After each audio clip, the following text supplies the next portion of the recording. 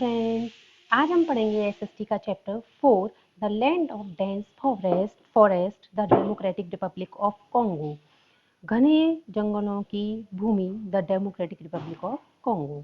We all know that our earth is like a round ball. हम सभी जानते हैं कि हमारी अर्थ एक राउंड बॉल की तरह से है, एक बड़ा गोला है, जिसमें कि यदि हम अर्थ ये देखें कि जो सनलाइट होती है वह सनलाइट पूरी अर्थ पर एक जैसी नहीं पड़ती है, क्योंकि यदि हमारा सन इस तरह से लोकेट है और हमारी अर्थ यहाँ पर है, तो जो सनलाइट पड़ेगी वो कुछ इस तरह से पड़ेगी। जो इक्वेटर है उस पर सीधी सीधी पड़ेगी, उसके बाद में यहाँ पर जो पड़ेगी थोड़ी थोड़ी स्लैंट होके पड़ेगी, तो ये दूरी हो गई। तो जब हम देखेंगे कि यदि हम किसी बल्ब के पास होते हैं तो हीट हम ज़्यादा महसूस करते हैं इन कंपैरिजन टू यदि हम दूर खड़े होते हैं तो वो हीट हमारे पास कम आती है। ऐसे ही आप इसमें समझ लो कि ये वाला हिस्सा है, यहाँ पे जो सनलाइट होती है वह थोड़ी सी झुक कर जाती है, और जबकि बीच वाले हिस्से में बिल्कुल सीधी जाती है। ये बीच वाला हिस्सा क्या है? इक्वेटर। तो इक्वेटर पे सनलाइट सबसे ज़्यादा पहुंच रही है, इस वजह से जो इक्वेटर होता है वह गरम गरम जगह रहती है इक्वेटर पे। और उसके अलावा इक्वेटर का जो क्लाइमेट रहता है, इक्वेटर के पास में जो रीजन होते हैं वह रीजन जो होते हैं 10 degree north and 10 degree south की साइड जो होते हैं रीजन, वो सारे इक्वेटेरियल रीजन कहलाते हैं। और यहाँ पर ये रीजन होते हैं, यह रीजन हमेशा 10 region has thick evergreen forest which are called the tropical rain forest. इसलिए यहाँ पर घने जंगल पाए जाते हैं जो कि ट्रॉपिकल रेन फॉरेस्ट के नाम से फेमस हैं। Region located within the tropical zone approximately between the 10 degree north and 10 degree south.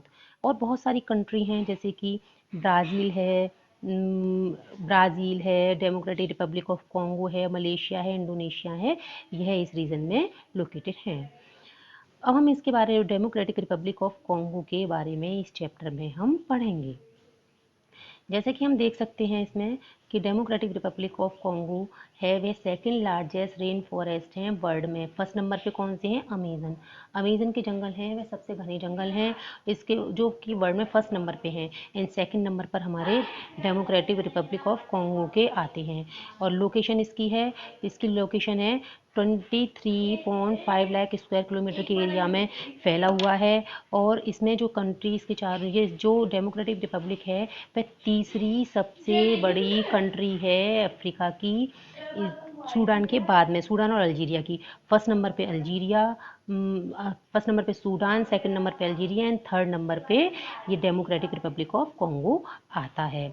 और यह कॉन्गो से यह जो है central African Republic of Sudan से युगांडा, रवांडा, बुरुंडी, तंजानिया और जम्बिया और अंगोला, इन सारी कंट्री से यह चारों ओर से घिरा हुआ है। अब हम आगे इसमें इस कॉन्टिनेंट के बारे में पढ़ेंगे। हम जानते हैं कि कॉन्गो बेसिन में एक नदी है जिसका नाम ज़ायरे होता है। ये ज़ायरे नदी है कॉन्गो बेसिन की बड़ी नदी होती है, इम्पोर्टेंट नदी होती है, लेकिन यह पूरे अफ्रीका की सेकंड लार्जेस्ट नदी होती है, सेकंड लार्जेस्ट रिवर होती है। इसको कॉन्गो रिवर के नाम से भी जाना जाता है और यह अफ्रीका का हाईवे भी कहलाती है, क्योंकि यह हमारे वहाँ का जो ट्रांसपोर्टेशन का मेन सोर्स होती है। इसके अलावा यहाँ पर 3-4 लेक भी होती हैं। इन लेक का नाम है तंजानिका, मेरू, एडवर्ड एंड कीवू। इसके अलावा रिवर कॉन्गो है, इसकी अपनी सहायक नदियों के साथ साथ एक लो लाइंग एरिया बनाती है जिसे कॉन्गो बेसिन कहते हैं। यह पहाड़ों से और प्लेट्यूज से ढका हुआ होता है। Most part of the democratic republic of Congo lie in this basin. Basin से मतलब है कि कोई भी इस शेप की स्ट्रक्चर जो कि पहाड़ों से या पठारों से घिरा हुआ होता है। क्लाइमेट एंड वेजिटेशन, यहाँ का क्लाइमेट होता है हॉट वेट होता है, पूरे साल यहाँ पर बारिश होती रहती है, बहुत गर्मी रहती है और एवरेज रेनफॉल लगभग 150 सेंटीमीटर होता है। एटमॉस्फेयर यहाँ का प्लीजेंट होता है और ह्यूमिडिटी भी बहुत होती है, जिसकी वजह से यह यहाँ का जो एटमॉस्फेयर होता है वह अनकम्फर्टेबल फील होता है। दोपहर होती हैं बहुत गर्म होती हैं, लेकिन शाम होते होते जिस तरह से जो आसमान है बादलों से घिर जाता है और बादलों से घिरने के साथ में वहाँ पर बारिश होती रहती है और खूब बिजली कड़कती है। और जैसे जैसे शाम होती है रात होती जाती है, मौसम फिर से कूल हो जाता है। In hot and humid region जो पेड़ होते हैं इन जगहों पर क्या करते हैं कि बहुत जल्दी जल्दी उगते हैं और इतनी ज़्यादा वैरायटी वहाँ पर उगती है और बहुत लंबे लंबे पेड़ उगते हैं। वे पेड़ क्या करते हैं कि एक के बाद एक उग के बराबर से उगते रहते हैं और खूब लंबे लंबे पेड़ उग जाते हैं, एक के नीचे एक, छोटे बड़े सब तरह के पेड़ उगते चले जाते हैं और इस तरह से एक ऊपर झुरमुट सा बना लेते हैं और झुरमुट बनाते बनाते ये एक छाते जैसी संरचना आपस में बना लेते हैं मिल मिल के, जिसकी वजह से जो सनलाइट होती है, ऊपर से सनलाइट जो आती है वह इस छाते को पार करके नीचे ज़मीन तक नहीं पहुंच पाती है। तो नीचे ज़मीन पर नहीं पहुंच पाती है और बारिश लगातार होती रहती है, लगातार बारिश होती रहती है। बारिश होने के साथ में बारिश का पानी है वह नीचे इकट्ठा हो जाता है, पानी खूब सारा, और पानी इकट्ठा होने के बाद में यहाँ पर सनलाइट जब नहीं पहुँचती है तो वहाँ पर दलदल बन जाता है। और क्योंकि काफ़ी समय तक यहाँ पर लाइट नीचे नहीं पहुँचती है, काफ़ी समय क्या पहुँचती ही नहीं है, तो वहाँ अंधेरा ही रहता है, इसलिए कॉन्गो को हार्ट ऑफ डार्कनेस भी कहा जाता है। The forest remain green almost through out the year. Forest जो है यहाँ के लगभग पूरे साल हरे रहते हैं और इसलिए इन्हें एवरग्रीन फॉरेस्ट भी कहते हैं। और यहाँ पर बहुत प्रकार की लकड़ी मिलती है, वैरायटी मिलती है लकड़ियों की बहुत सारी, जिसमें कि महोगनी, एवनॉय और हार्डवुड जो होती है, हार्डवुड जो ट्रीज होते हैं महोगनी और एवनॉय के, वह वहाँ के रॉ मटेरियल के रूप में फैक्ट्रीज में, इंडस्ट्रीज में यूज़ किए जाते हैं। यहाँ की वाइल्ड लाइफ, कि यहाँ पर जो है एरिया थिनली पॉपुलेटेड होता है, अर्थात यहाँ पर की जो पॉपुलेशन है बहुत कम है, क्योंकि रहने के लिए लोगों को जगह नहीं मिल पाती है। यदि जगह होती भी है, बना भी लेते हैं, तो वहाँ पर जंगली जानवरों का बहुत डर रहता है। और यहाँ पर मेनली जो पाए जाते हैं एनिमल्स हैं माउंटेन गोरिल्लाज, मंकी, चिंपैंजी, ये बहुत ज़्यादा मात्रा में मिलते हैं। इसके अलावा एलिफेंट, हिप्पो और वाइट रेनो होते हैं, मार्शी एरिया में रहते हैं। मार्शी एरिया आपको बताया था दलदली जगह हो जाती है, जो कि सनलाइट नीचे नहीं पहुंच पाती है, तो दलदली जगह बन जाती है। यहाँ पर जो बर्ड मिलती हैं hummingbird, parrot, pelicans, flamingo, cuckoo, sunbird, herons, clovers and ये हैं यहाँ कब मिलते हैं। ये रंग बिरंगे पक्षी हैं और रंग बिरंगे होने की वजह से यहाँ पर एटमोस्फियर यहाँ पर देखते हैं जब इस रीजन को आकर तो इतना कलरफुल लगता है, बहुत ही सुंदर लगता है। The river beam with variety of fishes, और जो नदियाँ होती हैं उसमें इतनी वेराइटी की फिशेज होती हैं, टर्टल होते हैं। Swampy areas with the alligators and crocodile, जो स्वैम्पी एरिया होते हैं, स्वैम्पी से मतलब दलदली जगह होती हैं, वहाँ पर एलिगेटर और क्रोकोडाइल होते हैं। इस तरह से काफ़ी डेंजरस भी होता है। The Democratic Republic of Congo is famous for its bonobos pygmy chimpanzee. ये बोम्बो जो चिंपैंजी है केवल यहीं पर मिलता है। यहाँ का मेन जो इकोनॉमी होती है, यहाँ पर आप इन सारे एनिमल्स को देख सकते हैं। माउंटेन गोरिल्ला है, ये वाइट रेनो है, ये फ्लोवर्स है और ये टीसी फ्लाई है। ये टीसी, इसको टीसी नहीं सीसी फ्लाई बोलते हैं। इसकी वजह से एक बीमारी हो जाती है, सोने की बीमारी, स्लीपिंग सिकनेस हो जाती है इस मक्खी की। ये जब मक्खी काट लेती है, यहाँ पे इस तरह से बहुत खतरनाक एनिमल्स भी हैं और बहुत ज़्यादा वेराइटी के यहाँ पे मॉस्किटोज भी मिलते हैं। अब है एनिमल इकोनॉमिक रिसोर्सेज। यहाँ के इकोनॉमिक रिसोर्सेज हैं, farming is the main occupation. यहाँ का फार्मिंग मेन ऑक्यूपेशन होता है, जैसे कि बहुत हमारी जैसे हमारे इंडिया में भी मेन जो ऑक्यूपेशन है वह फार्मिंग होता है, ऐसे यहाँ पर भी large areas under forest have been cleared for farming. यहाँ पर फार्मिंग के लिए, क्रॉप उगाने के लिए बहुत सारे एरिया कट कर लिए जाते हैं, साफ कर लिए जाते हैं, क्योंकि वहाँ पर होते हैं वो जंगली पौधे होते हैं और लोगों को अपनी क्रॉप उगानी होगी, अपनी ऑक्यूपेशन बनाना है उसको, तो ऑक्यूपेशन के लायक बनाना है उस जगह को, तो वो उसे काट कर साफ करके और अपने फार्मिंग के लिए तैयार कर लेते हैं।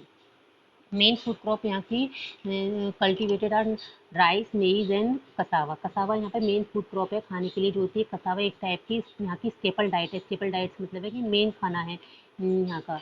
और यह एक रूट वेजिटेबल होती है। रूट वेजिटेबल्स मतलब इसमें एक रूट, उसकी रूट को निकाल के और उसको बिल्कुल साफ करके, महीन करके बिल्कुल पाउडर बनाया जाता है और उससे खाना बनाया जाता है। रोटी, पराठा, जो भी ये बनाकर खाते हैं वो बनाया जाता है। कैश क्रॉप लाइक कोको, ये जो हम ऊपर पढ़ रहे थे, जो पढ़ी थी अभी तक हमने, राइस, मेज एंड कसावा, ये यहाँ की फूड क्रॉप है। फूड क्रॉप से मतलब होता है जो वहाँ पे मेन खाने के लिए उगाई जाती हैं। और कैश क्रॉप वो हैं जिनसे कि वो एक्सपोर्ट करके बाहर बेचकर उनसे अपना कैश लेते हैं, यानी पैसा कमाते हैं। कोको, टोबैको और रबर, ऑयल पाम यहाँ पर मेनली उगाई जाती है। Some of them are grown on plantation, कुछ तो प्लांटेशन के थ्रू उगाई जाती है। कैश क्रॉप आर एक्सपोर्टेड और Europe and North America. Fishing is done in the river and lake, river और लेक में फिशिंग से फिश पकड़ी जाती हैं। The method of farming are primitive, और जो मेथड हैं उसके फार्मिंग के वो पुराने ही चल रहे हैं। There are few industry due to the lack of technology and resources of power, यहाँ पर इंडस्ट्रीज भी बहुत कम है। हाइड्रो इलेक्ट्रिसिटी यहाँ का मेन सोर्स ऑफ एनर्जी है यहाँ की। उसके अलावा डेमोक्रेटिक रिपब्लिक ऑफ कॉन्गो है, मतलब वहाँ पर मिनरल्स बहुत मिलते हैं, जैसे कि कॉपर है, सिल्वर है, gold, diamond, cobalt, zinc, manganese, zinc, coal, uranium, petroleum and cadmium.